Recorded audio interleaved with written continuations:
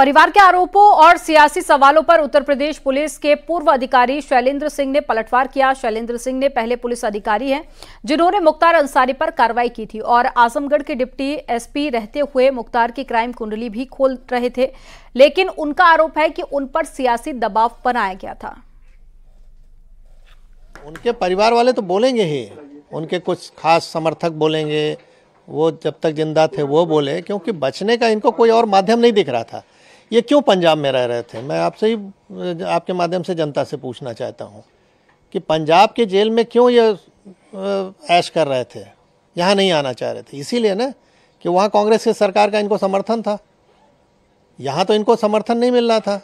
सब सुविधाएं इनकी ख़त्म हो गई, जितने जेल से बैठ के साम्राज्य चलाते थे वो बंद हो गया, आर्थिक नुकसान हुआ, संपत्तियां जब्त हुई। तो धीरे धीरे जिस डर की वजह से आपने एक आर्थिक साम्राज्य कायम किया था वो आपको ढहता हुआ दिखने लगा और लगा कि अब तो सब हाथ से जा रहा है। 20 साल पहले की बात करते हुए शैलेंद्र सिंह ने बताया कि किस तरह से मुख्तार अंसारी ने पूर्वांचल में दहशत का साम्राज्य फैला रखा था। बात 2004 की है, जनवरी की है, आज से 20 साल पहले की है।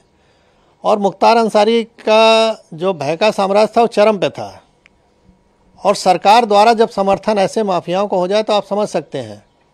मैंने अभी आपसे कहा कि वो खुली जीप में मऊ दंगों में घूमता था, जहाँ कर्फ्यू लगा है, किसी की हिम्मत नहीं हुई उसके प्रति कुछ बोल दे, कार्रवाई की तो छोड़ दीजिए। और उस समय मैंने लाइट मशीन गन रिकवर की। आज तक उत्तर प्रदेश में केवल एक ही रिकवरी है, न उसके पहले कभी हुई, न 20 साल हो गया अब तक हुई है। और उसमें पोटा भी लगाया, क्योंकि पोटा एग्जिस्ट करता था। तो मैंने स्टैंड लिया उसके प्रति कि नहीं, ये गलत है और ये इसको जेल जाना होगा। लेकिन मुलायम सिंह की सरकार तत्कालीन अल्पमत की सरकार थी, किसी भी कीमत पे इसको बचाना चाहते थे, और उन्होंने अंत में हम लोग पर प्रेशर बनाया, अधिकारियों पर प्रेशर बनाया।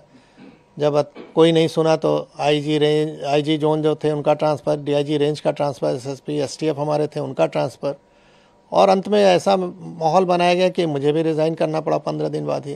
लेकिन मैंने रेजिग्नेशन में लिखा और जनता के सामने इस चीज़ को रखा आप लोग के माध्यम से कि देखिए, जनता पॉलिटिकल सिस्टम में आप ही ने चुना है इस सरकार को, और किस तरह की ये सरकारें चल रही हैं कि जो माफियाओं के निर्देश पे काम कर रही हैं। हम लोग चुन के आते हैं, सेलेक्ट होते हैं, नहीं जब तो बोला जाता है कि आप पब्लिक सर्वेंट हैं।